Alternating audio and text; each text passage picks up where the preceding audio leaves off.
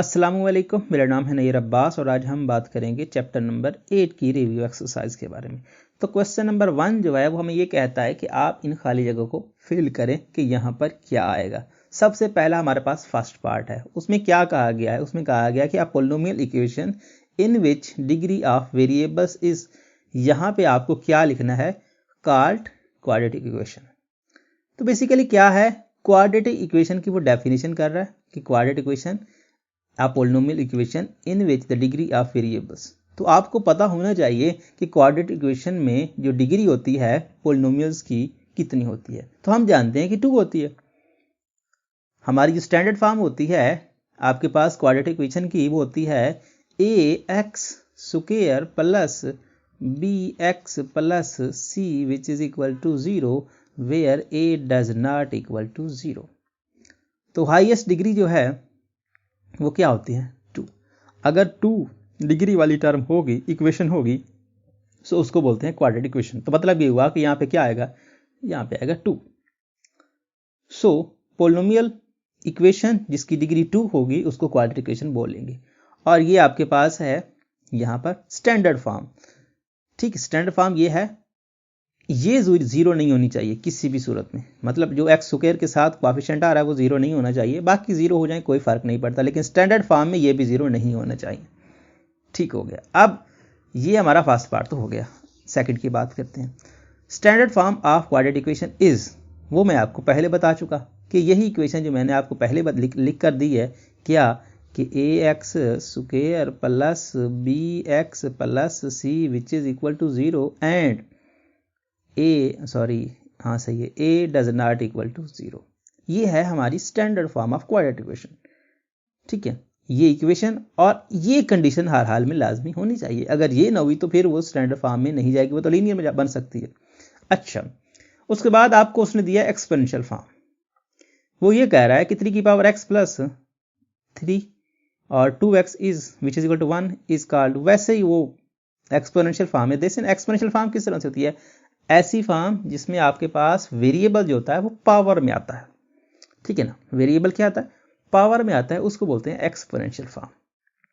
तो देखिए कांस्टेंट नीचे आ रहा है, कांस्टेंट की पावर वेरिएबल आ रहा है। ठीक है ना, पावर अगर वेरिएबल आए तो उस तरह की जो फॉर्म होती है उसको बोलते हैं एक्सपोनेंशियल फॉर्म। तो पावर्स बेसिकली क्या हो रहा है यहाँ पर? ये कांस्टेंट की पावर वेरिएबल्स आ रहे हैं। तो इस तरह की इक्वेशंस को क्या बोलते हैं? इस तरह की आपके पास इक्वेशन होती है उसको बोलते हैं एक्सपोनेंशियल फॉर्म्स। तो वेरिएबल्स चेंज भी, मतलब वेरिएबल्स भी चेंज कर सकता है, कांस्टेंट भी चेंज कर सकता है। अगर y में दे दे तब भी वो एक्सपोनेंशियल फॉर्म ही होगी। ठीक है, चेंज कर दे मतलब ये हुआ कि कुछ इस तरह से लिख दे वो a की पावर x और प्लस a की power 2x which is equal to 1 कर दे, तो तब भी वो एक्सपोनेंशियल फॉर्म होगी। मतलब ये कांस्टेंट और इसकी पावर वेरिएबल हो तो उसको बोलते हैं एक्सपोनेंशियल फॉर्म। ठीक है, अच्छा ये हो गई एक्सपोनेंशियल फॉर्म।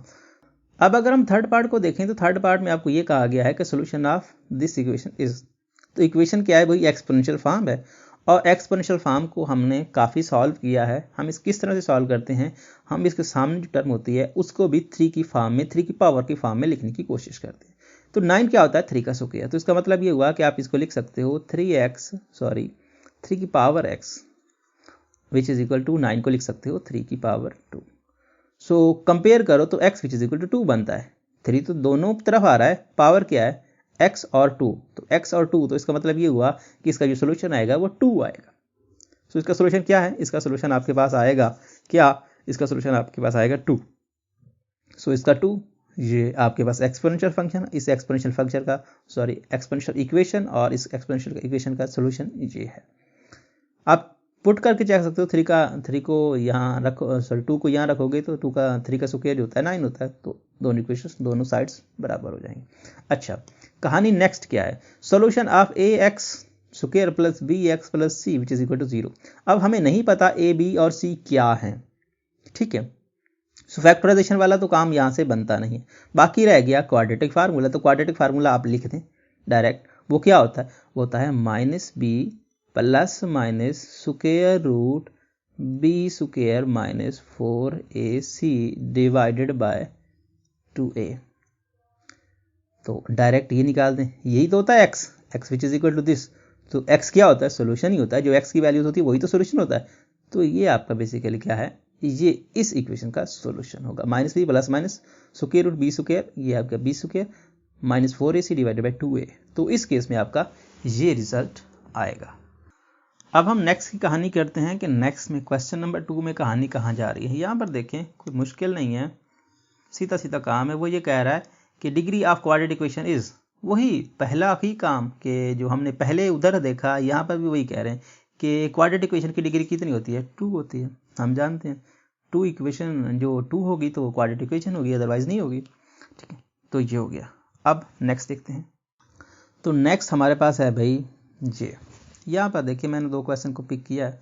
तो इसमें वो क्या कह रहा है, वो ये कह रहा है कि आपके पास standard form of quadratic equation, ये वही पिछली बेसिकली नई तो कुछ डाल ही नहीं रहा, वही चीज़ें बार बार कह रहा है कि standard form of quadratic equation क्या होगी, ax square plus bx plus c which is equal to 0 where d does not equal to 0। यही मैच कर रही है ना, ये स्टैंडर्ड फॉर्म है, इसमें वो bx मिसिंग है, और ये भी स्टैंडर्ड फॉर्म नहीं है, ये यहाँ पर क्यूब दे दिया, तो ये भी स्टैंडर्ड फॉर्म है। स्टैंडर्ड फॉर्म है सिर्फ ये हमारा आंसर है, ax square plus bx plus c which is equal to 0 where a does not equal to 0। तो स्टैंडर्ड फॉर्म हमारी क्वाड्रेटिक इक्वेशन की ये होती है, हम जानते हैं।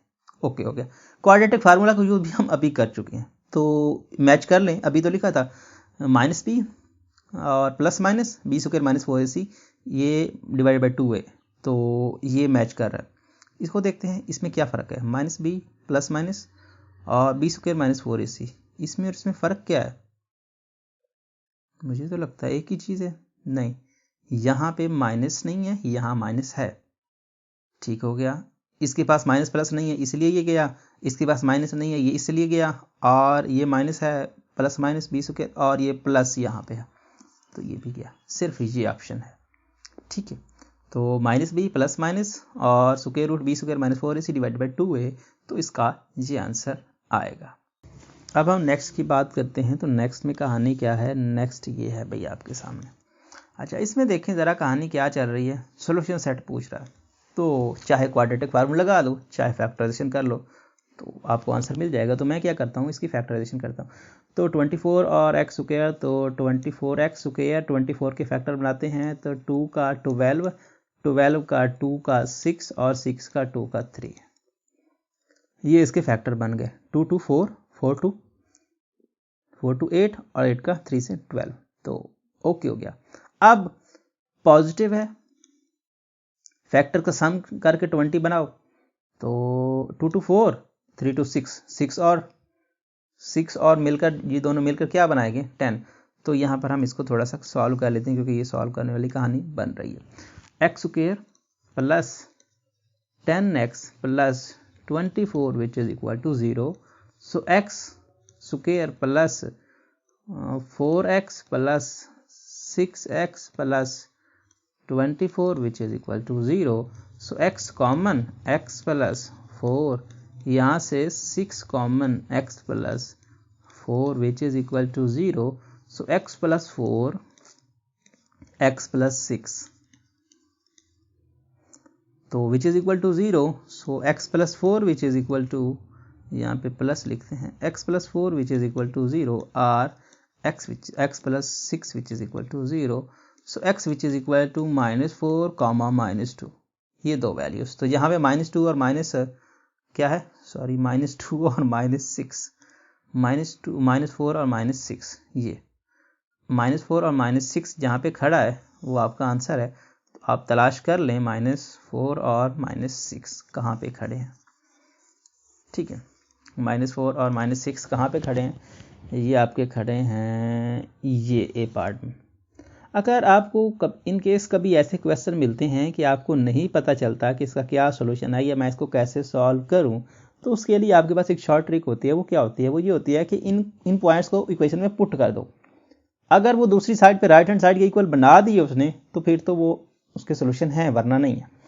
तो यहाँ पे पुट कर दो, तो -6 स्क्वायर होता है 36, और ये हो जाएगा -60, और ये हो जाएगा 24। इनको जोड़ोगे तो ये बन जाएगा 60 - 60 which is equal to 0। In the same case -4 को पुट करो, तो -4 जब पुट होगा तो हो जाएगा बेसिकली 16 नेगेटिव का 40 और प्लस 24, तो 24 और 16 को जोड़ो तो 40, तो 40 minus 40 which is equal to 0। अब बाकी को चेक कर लेना, बाकी नहीं करेंगे, एक करेगा दूसरा नहीं करेगा, दूसरा करेगा फर्स्ट नहीं करेगा, तो नेगेटिव 6 तो करेगा 4 नहीं करेगा, 6 भी नहीं करेगा 4 भी नहीं करेगा। पुट करके चेक करते हो, चेक करो यहाँ पे ये सारे ही पॉजिटिव के हैं, तो 0 कैसे आने वाला, ये हो जाएगा 36 और ये हो जाएगा 60 और ये 24, कैसे आएगा 0, ये भी 0 नहीं देगा, ये 6 हम पहले कह चुके 6 नहीं देगा। आप पुट करके चेक कर सकते हो अगर आपको नहीं निकालना आता तो, लेकिन अगर निकालना आता है तो बेस्ट ऑप्शन है निकाल लें। ठीक है, सो ये आंसर है। How many maximum roots of the quadratic equation. Maximum root क्या किसी भी इक्वेशन के, लेट्स से मैं आपको बता दूं, मैंने पहले भी आपको बताया था कि आपके पास x की जो डिग्री होगी, हाईएस्ट डिग्री लेट्स से 100 है तो उसके पास 100 रूट्स होंगे, क्यूब है तो उसके पास 3 रूट्स होंगे, 2 है तो उसके पास 2 रूट्स होंगे, 1 है तो उसके पास 1 रूट होगा। इतनी उसकी मैक्सिमम डिग्री होगी उतने उसके रूट्स होंगे। हाँ, ये बात अलग है कि उसके रूट्स क्या होंगे, रियल होंगे या इमेजिनरी होंगे या कॉम्प्लेक्स होंगे, या यही बेसिकली होता है ऑप्शन, या उसके पास रियल रूट्स हों या फिर उसके पास कॉम्प्लेक्स रूट हो। जहां मसला था रूट उसके पास उतने ही होते हैं जितनी उसकी डिग्री होती है, तो डिग्री उसकी 2 है तो रूट उसके 2 होंगे। उसमें रियल और कॉम्प्लेक्स का पार्ट बन जाता है कि कुछ रूट्स रियल होते हैं कुछ कॉम्प्लेक्स होती है, लेकिन रूट उसके उतने ही होते हैं जितनी उसकी डिग्री होती है हाईएस्ट। तो हमने पढ़ा क्वाड्रेटिक इक्वेशन में कि इसकी डिग्री 2 होती है, अगर 2 होती है तो इसके पास 2 ही रूट्स होंगे, 2 से ज्यादा रूट रख ही नहीं सकता, एग्जैक्टली 2 रूट्स होंगे। लेकिन रियल और इमेजिनरी की बात नहीं कह सकते भाई इतने रियल होंगे इतने इमेजिनरी होगी, ये कहानी नहीं पता कि रियल इतने होंगे इतने कॉम्प्लेक्स होंगे, ये नहीं पता, लेकिन 2 रूट होंगे उसके पास जरूर। अब हम नेक्स्ट की कहानी कर लेते हैं। नेक्स्ट में क्या है, उसने कहा है कि आपको क्या करना है, फैक्टर्स फाइंड करने हैं, वो भी लीनियर। लीनियर फैक्टर मतलब ये हुआ कि वो फैक्टर इनकी डिग्री 1 होती है। लीनियर फैक्टर उसी को बोलते हैं इनकी डिग्री, वो फैक्टर्स जो 1 देते हैं। तो फैक्टर्स बनाओ और वो भी लीनियर, बनने तो लीनियर है क्योंकि क्वाड्रेटिक है तो 2 फैक्टर बनेंगे इसके लीनियर के, तो बनाते हैं भाई। ये हो गया basically x square minus 15x plus का 56 बन गया 56x स्क्वायर, 56 के बनाते हैं फैक्टर। तो 56 डिवाइडेड बाय 2, तो 2 2 4 एंड 2 8, 2 1 2 2 4 2 7, पॉजिटिव तो सम करके 15 निकालो तो 2 2 4 4 2 8 8 और 7 15 बन जाएंगे। तो इसका मतलब ये हुआ x और -8 -8x -7x प्लस का 56, सो x common, x -8 -7 common, x -8 और x -8 और x -7। सो ये दोनों बने लीनियर फैक्टर, x -8 बना और x -7, और x -8 और x -7 कहाँ खड़ा है, ये खड़ा है। तो इस केस में आपका ये रिजल्ट आएगा, बाकी कोई भी इसका फैक्टर नहीं बनेगा, हमने बना के देखे हैं। सो ये रिजल्ट आपका आएगा। अब हम बात करते हैं नेक्स्ट की। तो नेक्स्ट कहानी ये है, ठीक है। देखें ज़रा क्या चल रहा है, क्या पूछ रहे हैं। यहाँ से हमको पूछ रहे हैं कि पोलिनोमियल इक्वेशन विच क्या है, polynomial equation which remains unchanged when x is replaced by 1/x। So ऐसी इक्वेशन, पोलिनोमियल इक्वेशन जिसमें हम x को 1/x से रिप्लेस कर दें लेकिन उसे फर्क ना पड़े। फॉर एग्जाम्पल मैं वो इस तरह की बात कर रहे हैं कि आपके पास एक इक्वेशन है, लेट से ये इक्वेशन है x + 1/x which is equal to let say some constant 5। तो क्या करो, x की जगह पे 1/x पुट करो, तो जहां पे x है वहां पे आप 1/x पुट करो। तो लेट से x की जगह यहाँ x है वहां 1/x पुट कर दे, प्लस यहाँ x है तो 1/x पुट कर दे विच इज इक्वल टू 5। ठीक है, सो यहाँ पर क्या है 1 और 1/x, तो इसका मतलब ये ऊपर चला जाएगा, तो 1/x ये बन जाएगा basically x which is equal to 5। तो अगर आप घुमा फिरा के बात करें तो वही इक्वेशन फिर से बन गई है, रिप्लेस करने के बाद भी ये वापस वही इक्वेशन बन गई है। इस तरह की इक्वेशन की वो बात कर रहा है। तो इस तरह की इक्वेशन को बोलते हैं क्या इसको बोलते हैं रेसिप्रोकल इक्वेशन। ऐसी इक्वेशन जिनमें आप x का रद्दो बदल करो 1/x के साथ तो फिर भी उसे फर्क ना पड़े, इक्वेशन बरकरार रहे, वही इक्वेशन रहे, तो इस तरह की इक्वेशंस को बोलते हैं क्या, इस तरह की इक्वेशंस को बोलते हैं कि ये इक्वेशंस रेसिप्रोकल इक्वेशंस कहलाती हैं। ठीक है, सो ये इक्वेशन आपकी रेसिप्रोकल इक्वेशन होगी, तो इसका मतलब पार्ट इसका बी ठीक होगा। ठीक है ना, सो बी पार्ट इसका रिजल्ट होगा इस केस में। और इसके साथ साथ अगर हम बाकी की बात करें तो एक्सपोनेंशियल इक्वेशन के बारे में हम बात कर चुके कि एक्सपोनेंशियल इक्वेशन क्या होती है। ऐसी इक्वेशन जिसमें कोई कांस्टेंट आता है, उसकी वेरिएबल जो उसकी पावर होती है वो वेरिएबल आती है। और रेडिकल इक्वेशन जिसमें रेडिकल और रेडिकेंट वाली कहानी आती है, जिसमें मतलब स्क्वायर रूट ज़्यादा तो यूज़ होता है, जिसमें स्क्वायर रूट आता है, स्क्वायर रूट टाइप्स की कोई एलिमेंट्स इक्वेशंस आपको मिलती हैं, तो उन इक्वेशन को बोलते हैं रेडिकल इक्वेशंस। तो रेसिप्रोकल इक्वेशन के बारे में मैंने आपको बता दिया, एक्सपोनेंट इक्वेशन के बारे में हमने पहले पढ़ लिया। रेडिकल इक्वेशन वो इक्वेशन जिसमें स्क्वायर रूट ज़्यादा यूज़ आता है, और स्क्वायर रूट की टर्म कुछ इस तरह से, लेट से आपको इस तरह से मिल जाए या फिर यहाँ n आ जाए, तो इस तरह की जो इक्वेशंस होती हैं उनको रेडिकल इक्वेशंस बोलते हैं। लेकिन यहाँ पर आपका जो चैप्टर है, यहाँ पर सिर्फ और सिर्फ स्क्वायर रूट आता है और कोई रूट नहीं आता है, सिर्फ स्क्वायर रूट का यूज़ आता है।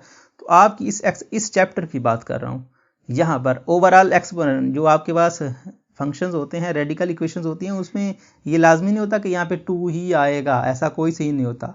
लेकिन यहाँ पर हम इन केस अपने चैप्टर की बात करें, अपनी क्लास की बात करें, तो यहाँ तक जो बात हो चल रही है वो सिर्फ और सिर्फ स्क्वायर रूट की चल रही है।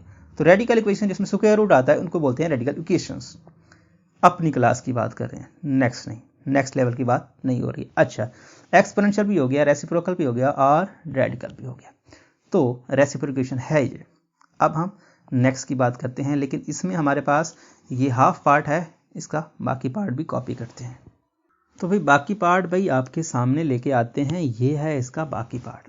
देखें इसमें कहानी क्या है, पूछता क्या है, करना क्या है, हम सब बातें डिसाइड करते हैं। देखिए सबसे पहले वो कहता है कि an equation of type this is an. अच्छा, इस टाइप की जो इक्वेशन होती है उस इक्वेशन को क्या बोलते हैं, उसका नाम क्या है। तो ये कहानी वही जो मैं आपको पीछे बता के आया कि कोई वेरिएबल कोई कांस्टेंट, उसकी पावर अगर x आती है, कोई वेरिएबल आती है, x लाजमी नहीं है कि x ही आएगा, y आ जाए, z आ जाए, कोई फर्क नहीं पड़ता, लेकिन अगर वेरिएबल आ जाए तो उस तरह की जो फॉर्म्स होती हैं उनको बोलते हैं एक्सपोनेंशियल फॉर्म्स। तो ये आपके पास क्या है, ये आपके पास एक्सपोनेंशियल फॉर्म है। रेडिकल के बारे में बता चुका, रेसिप्रोकल के बारे में बता चुका, ठीक हो गया।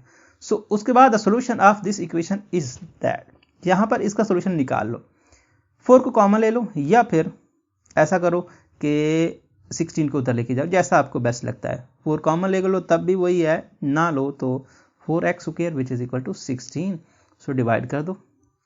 सो x square which is equal to 16 by 4 which is equal to 4, so x square which is equal to 4, taking square root both side. तो हम ये जानते हैं कि स्क्वायर रूट जब भी आता है पॉजिटिव और नेगेटिव की कहानी साथ में चलती है। क्यों चलती है, क्योंकि -2 से भी आंसर आपको वही मिलेगा, -2 से भी आपको 4 मिलेगा और +2 से भी आपको 4 मिलेगा, इस तरह से भी आप समझ सकते हो। तो -2 इसका square which is equal to 4 होता है और +2 which is also equal to 4। So square root लो और 4 का स्क्वायर रूट ले लो, तो 4x का स्क्वायर और प्लस माइनस साथ में लगाना है और 4 का स्क्वायर रूट ले लो। 4 का स्क्वायर रूट होता है 2, तो x which is equal to +-2, so इसका रिजल्ट आएगा +-2। और जब भी स्क्वायर से, मैं आपको पहले भी काफ़ी बार वीडियोस में बता चुका हूँ कि जब भी हम स्क्वायर से वापस उसको तोड़ के वापस x में जाते हैं तो स्क्वायर लेते हैं और स्क्वायर रूट लेते हैं, और स्क्वायर रूट लेने से पॉजिटिव और नेगेटिव लाजमी लगाना होता है, अगर नहीं लगाओगे तो फिर काम खराब हो सकता है। तो +2 और -2 इसका रिजल्ट आएगा। सॉल्यूशन सेट आपका होगा, यहाँ पे खड़ा है उसको टिक कर दो, तो +2 और -2 ये खड़ा है, पुट करके चेक कर सकते हो। 2 का स्क्वायर 4 होता है, तो 4 का 4 से 16 निकालोगे तो 0 और which is equal to 0, left hand side right hand side के इक्वल आ जाएगी। -2 पुट करो, -2 का स्क्वायर भी 4 होता है, तो 4 का 4 से 16 और 16 से जाएगा तो 0 आएगा। 4 पुट कर लो, 4 का स्क्वायर 16 को 64 में 16 निकालोगे तो काम नहीं बनेगा, 0 नहीं आएगा। तो बाकी भी चेक कर सकते हो, लेकिन कोई भी सेटिस्फाई नहीं करेगा। अगर आप सेटिस्फैक्शन की तरफ जाओ तो पॉइंट पुट कर सेटिस्फाई कर लो, जो करते हैं वही रूट है, वरना नहीं है। अच्छा, an equation of the form this is called. अच्छा, अब ये काम है थोड़ा सा मुश्किल, पहचानते हैं क्या क्या करना। यहां पर उसने कहा कि भाई ये जो फॉर्म आपको दे रहा हूं, ये फॉर्म किसको बिलोंग करेगी, किस तरह की ये फॉर्म होगी, क्या ये रेसिप्रोकल होगी। रेसिप्रोकल से तो हमें तब पता चलेगा जब हम x की जगह पे 1/x पुट करेंगे और चेक करेंगे क्या ये वही इक्वेशन आती है कि नहीं आती है, तब हमें पता चलेगा। इसको हमने फिलहाल के लिए स्किप किया। रेडिकल के बारे में जानते हैं कि जब तक स्क्वायर रूट या उस तरह के रूट्स नहीं आएंगे तब तक वो रेडिकल इक्वेशन नहीं बनेगी। तो रेडिकल वाली कहानी तो गई काम से। एक्सपोनेंशियल तो कांस्टेंट की पावर वेरिएबल नहीं आएगा तो वो एक्सपोनेंशियल नहीं होगी, तो ये भी गया काम से। तो ये दो वो तो ठीक हैं, नन ऑफ दीज, या ये रह गया या ये रह गया। अगर ये नहीं है तो फिर ये डी होगा, ठीक है ना, एक ही होगा। अगर ये भी नहीं है, रेसिप्रोकल भी नहीं है, तो नन ऑफ दीज आएगा। लेकिन अगर ये है तो फिर ये गलत हो जाएगा। दो ऑप्शन है। अब रेसिप्रोकल करके देखो भाई, अगर आते हैं तो फिर ठीक है, नहीं आते हैं तो फिर नन ऑफ दीज करते हैं।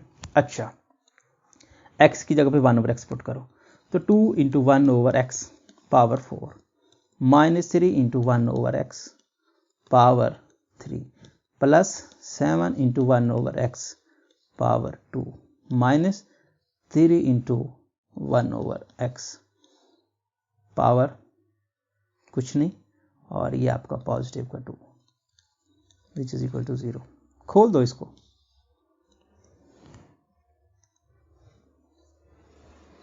तो देखें क्या आता है।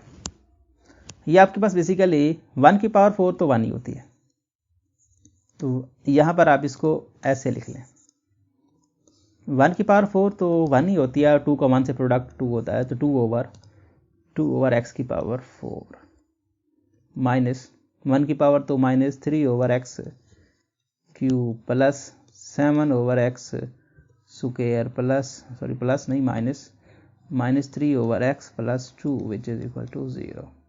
ओके, कुछ भी नहीं किया, 1 का क्यूब है 1, जितनी भी पावर ले लो 1 आता है, तो वो 2 ये x की पावर तो 4 बनेगा, x की पावर तो 3 बनेगा, x की पावर तो 2 बनेगा, x की पावर तो 1 बनेगा। अच्छा, अब इसको थोड़ा सा इक्वेशन में डालने की कोशिश करते हैं। क्या करें, इसका जो एलसीएम है, मैक्सिमम पावर, उसको सबसे मल्टीप्लाई कर दो, पूरी इक्वेशन को मल्टीप्लाई कर दो। तो पूरी इक्वेशन को हम मल्टीप्लाई कर रहे हैं x की पावर 4 से, ठीक है ना। दूसरे लफ्जों में आप एलसीएम लेके भी चल सकते हो, लेकिन वो जैसा आपको बेस्ट लगता है ऐसा कर सकते हो। तो x स्क्वायर से मल्टीप्लाई करेंगे तो x की पावर 4 से करेंगे तो ये तो कैंसिल हो जाएगा। चलो एक बार कर ही लेते हैं, x की पावर 4 और ये 2/x की पावर 4 माइनस x की पावर 4 और 3/x की पावर क्यूब और प्लस ये आपका x की पावर 4 और 7/x स्क्वायर -3, और ये आपके पास ये 3 नहीं, ये x की पावर 4 और 3/x और प्लस 2, और 2 के साथ x की पावर 4 मल्टीप्लाई होगा तो 2x power 4 which is equal to 0। Okay हो गया। अब x4 से कट, ये क्यूब से कट, तो ये रह गया 2, ये रह गया, ये पावर 3 तो कट जाएगी, एक रह जाएगी, x रह जाएगा, और यहाँ 3 रह जाएगा, और यहाँ से 2 कट जाएगी, x स्क्वायर रह जाएगा, और 7 है ना, 7 रह जाएगा। ओके, अब यहाँ पे ये x क्यूब तो सिंपल क्या रहा, यहाँ पर आपका x क्यूब रहा और 3 रहा, और ये आपका 2x power 4 which is equal to 0। Okay, और 0 के साथ मल्टीप्लाई होगा तो कोई फर्क नहीं पड़ता। इसको अरेंज करो, बड़ी पहले लेके आओ, छोटी बाद में। सो 2x की पावर 4 माइनस क्या है, माइनस आपका ये x क्यूब है तो 3x क्यूब प्लस का 7x minus 3x plus 2 which is equal to 0। अब इक्वेशन तो हमने बना ली, अब हम देखते हैं कि क्या ये मैच करता है। देखें भाई, मैच करता है कि नहीं करता। इक्वेशन हमारी क्या थी, ये इक्वेशन थी, क्या इस इक्वेशन के साथ ये मैच करता है कि नहीं करता। इस इक्वेशन के साथ ये मैच करता है 100%। आप समझ सकते हो, यहाँ पे देखें, यही चीज़ तो हमारे पास पहले थी, ठीक है ना। यहाँ पे देखें तो यही चीज़ थी ना, यही तो इक्वेशन थी हमारी पहले। ये 2x4 minus 3x cube plus 7x square, sorry मैंने स्क्वायर नहीं लिखा गलती से, लेकिन स्क्वायर आता है, यहाँ पे आप देख लें इसको थोड़ा सा ऊपर, वो मैंने कैंसिल कर दिया, लेकिन 7x को कह रहा था और ये -3x, सो -3x + 2 = 0। सो x को 1/x से रिप्लेस करने से फ़र्क नहीं पड़ा, इक्वेशन चेंज नहीं हुई, तो इस तरह मतलब ये हुआ कि ये रेसिप्रोकल इक्वेशन है। नन ऑफ दीस नहीं है, तो ये इसका रिजल्ट आएगा। इस केस में ये आंसर है आपका। अब हम बात करते हैं हमारे लास्ट पार्ट की, जो कि ट्रू और फॉल्स का हमारे पास पोर्शन रहता है। तो कहानी यहाँ पर भी हम देखते हैं कि सही कौन सा है, गलत कौन सा है, और नेक्स्ट मूव करते हैं। इस तरह से ये चैप्टर नंबर 8 जो है वो एंड हो जाएगा। और यहाँ पर सबसे पहले वो ये कह रहा है कि every quadratic equation can be solve by the factorisation method, कि क्या ऐसा है कि क्वाड्रेटिक इक्वेशन, हर क्वाड्रेटिक इक्वेशन फैक्टराइजेशन से सॉल्व हो सकती है? ऐसा नहीं है। हमने काफ़ी क्वेश्चन देखे हैं जिसमें फैक्टराइजेशन अप्लाई नहीं होती, उस पर क्वाड्रेटिक फार्मूला अप्लाई करना पड़ता है। तो ये बात गलत है, फॉल्स। ठीक है, ये फॉल्स स्टेटमेंट है, ट्रू नहीं है, क्योंकि हमने काफ़ी क्वेश्चन किए हैं जिस पे फैक्टराइजेशन अप्लाई नहीं होती है, फिर उस पर क्वाड्रेटिक फार्मूला लगा के, क्योंकि वो रूट्स जिनके कम्प्लेक्स, वो इक्वेशन जिनके कम्प्लेक्स रूट आते हैं उस पर क्वाड्रेटिक फार्मूला नहीं लगता है, मतलब उस पर फैक्टराइजेशन नहीं लगती है। जिनके रियल रूट्स होते हैं उस पर फैक्टराइजेशन लग जाती है, लेकिन जिसके कम्प्लेक्स रूट होते हैं उन पर नहीं लगती है, और कुछ रियल रूट्स पे भी नहीं लगती है। ठीक हो गया। अब नेक्स्ट है every quadratic equation has 2 roots. ये बात हम पहले भी कर चुके हैं कि क्वाड्रेटिक इक्वेशन के पास 2 रूट्स होते हैं। ठीक है, ये बात। Every cubic equation has 3 roots, ये बात भी ठीक है। लेकिन अगर वो ये कहता है कि every cubic equation has 3 real roots, तो फिर बात गलत है, क्योंकि रियल रूट्स 3 नहीं होते हैं। ठीक है ना, क्यूबिक इक्वेशन के पास 3 रूट्स लाजमी नहीं होते हैं, उसके पास 3 नॉर्मली नहीं होते हैं, आप ऐसा समझ सकते हो, लेकिन रूट्स 3 होते हैं। मैं आपको पहले भी ये कहानी सारी बता चुका कि जितनी उसकी पावर होगी उतने उसके रूट्स होंगे। तो क्यूबिक इक्वेशन उसकी डिग्री 3 होती है, उसके पास 3 रूट्स होते हैं, लेकिन तीनों रियल्स, ये कहना कि तीनों रूट्स रियल हैं, ये तीनों इमेजरी हैं, ये बात मुनासिब नहीं है। क्योंकि आपको ये बता दूं कि अगर x की पावर यहाँ पे जो मैक्सिमम पावर है वो अगर इवन आती है, सॉरी ऑड आती है ना, ऑड मतलब क्या, 7, 9, 3 इस तरह की टर्म्स आती हैं, तो उसके पास एक रूल तो रियल रूट्स तो होता ही होता है, लेकिन रूट्स उसके पास जितनी उसकी मैक्सिमम पावर होगी उतने उसके रूट्स होंगे। एक्स क्यूबिक इक्वेशन है, उसकी आपके पास 3 रूट्स होते हैं, तीनों रियल्स हों ये लाजमी नहीं है, लेकिन 3 रूट्स होते हैं उसके पास। इमेजरी भी होते हैं, उसमें कुछ कम्प्लेक्स रूट्स होते हैं, कुछ रेयर रूट्स होते हैं, लेकिन 3 रूट्स, जितनी उसकी डिग्री होगी उतने ही उसके रूट्स होंगे। तो ये बात भी ठीक है कि उसके पास 3 रूट्स होते हैं। लेकिन यहाँ पर आपको जो आंसर बुक में दिया है वो दिया है कि ये फॉल्स है, लेकिन ये फॉल्स नहीं है, ये ठीक है, उसके बाद 3 रूट्स होते हैं। लेकिन अगर ये कहता है कि 3 रियल रूट्स होते हैं तो ऐसा बात गलत है, फिर बात मुनासिब नहीं है, क्योंकि तीनों रियल रूट्स उसके पास नहीं होते। अब हम बात कर लेते हैं नेक्स्ट की कहानी की, और ये लास्ट पार्ट है हमारा। देखें ज़रा कहानी कहाँ जाती है, क्या क्या पूछते हैं हमसे। वो कहते हैं कि आपके पास एक इक्वेशन है, is called quadratic equation if x if a is equal to 0 where b c and real numbers। तो इसने हमारी एक शर्त को ब्रेक कर दिया। क्वाड्रेटिक इक्वेशन के लिए लाजमी होता है कि भाई डज नॉट इक्वल टू 0 हो तो हम मानते हैं क्वाड्रेटिक इक्वेशन है, वरना तो ये लीनियर इक्वेशन बन जाएगी। ठीक है ना, वरना ये लीनियर इक्वेशन बन जाएगी, क्वाड्रेटिक इक्वेशन नहीं रहेगी। क्वाड्रेटिक इक्वेशन का हमारा स्टैंडर्ड फॉर्म ही यही होता है, मैक्सिमम ये तो भाई 0 नहीं होना चाहिए, बाकी सारे 0 हो जाए कोई फर्क नहीं पड़ता, वो क्वाड्रेटिक इक्वेशन रहेगी।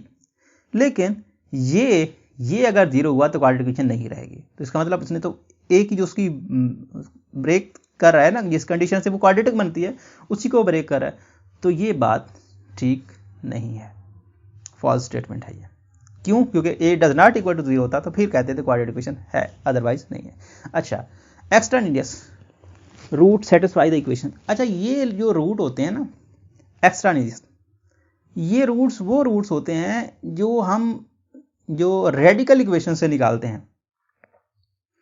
हमने काफ़ी क्वेश्चंस किए हैं जिसमें हम रेडिकल इस तरह की इक्वेशन होती थी, लेट्स से इसके अंदर था प्लस माइनस या इस ये विच इज़ इक्वल टू कुछ वैल्यू कांस्टेंट लिया, फिर इस तरह की जिसमें हमारे पास स्क्वायर रूट वाली इक्वेशंस थी। उस तरह की इक्वेशन में हमने काफ़ी रूट्स फाइंड किए, 2 रूट्स आते थे हमारे पास, एक रूट सेटिस्फाई करता था इक्वेशन को, दूसरा रूट सेटिस्फाई नहीं करता था इक्वेशन को। तो जो रूट सेटिस्फाई नहीं करता था उस रूट को एक्सट्रानियस रूट कहते हैं। ठीक है, तो वो रूट आपका क्या करता है, इक्वेशन को सेटिस्फाई नहीं करता है। लेकिन ये क्या कह रहे हैं, ये कह रहे हैं कि वो रूट आपका इक्वेशन को सेटिस्फाई करता है। ये बात ठीक नहीं है, ये फॉल्स स्टेटमेंट है। दूसरे केस में वो क्या कह रहा है, दूसरे केस में वो कह रहा है कि यही रूट आपका do not satisfy the equation. ये बात ठीक है कि वो आपका रूट होता है जो उसकी इक्वेशन को सेटिस्फाई नहीं करता, ये बात ठीक है। ठीक हो गया, तो ये रूट आपका सेटिस्फाई नहीं करता है। सेटिस्फाई जो करता है वो तो एग्जैक्टली रूट होता है उसका, और जो नहीं करता है वो आपका ये रूट होता है। उसके बाद आपके पास है नेक्स्ट पार्ट में है in the quadratic equation the highest exponent of the variable is 2। कि क्वाड्रेटिक इक्वेशन में हाईएस्ट एक्सपोनेंट है, एक्सपोनेंट बोलते हैं पावर को, तो हाईएस्ट पावर मतलब ऑफ द वेरिएबल इज 2। तो हम जानते हैं कि क्वाड्रेटिक इक्वेशन में हाईएस्ट पावर होती ही 2 है, क्योंकि हमारे पास क्वाड्रेटिक इक्वेशन होती कैसे है, ax² plus bx plus c which is equal to 0। So highest power 2 ही होती है। तो ये बात ठीक है, ये ट्रू है। सो इस तरह से ये एक्सरसाइज, ये हमारी रिव्यू एक्सरसाइज जो है वो एंड हुई, और हमारा ये चैप्टर नंबर 8 भी एंड हुआ। उम्मीद करता हूँ ये वीडियो आपको पसंद आएगा। अगर आपको ये वीडियो पसंद आता है तो इस वीडियो अपने दोस्तों के साथ क्लास वालों के साथ जरूर शेयर करें। Thanks for watching. अल्लाह हाफिज़।